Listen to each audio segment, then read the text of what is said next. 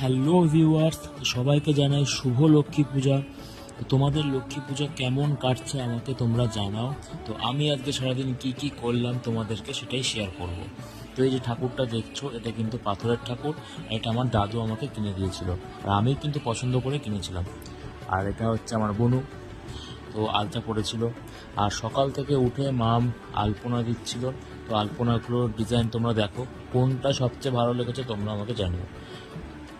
তারপরে লক্ষ্মী পুজো বলতে সবার প্রথমে মাথায় যেটা আসে সেটা হচ্ছে কি নাড়ু। আর তারপরে এদিকে পুজোর বন্দোবস্ত শুরু হয়ে গেছে।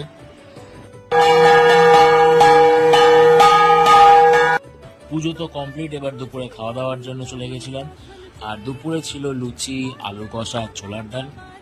ব্যাস, আজ দুপুরে এইটুকুই। আর কিছু নিমন্ত্রণ আমি পেয়েছি, তো সেগুলো তোমাদের ভিডিওতে দেখাবো। তো দেখা হবে নেক্সট ভিডিওতে।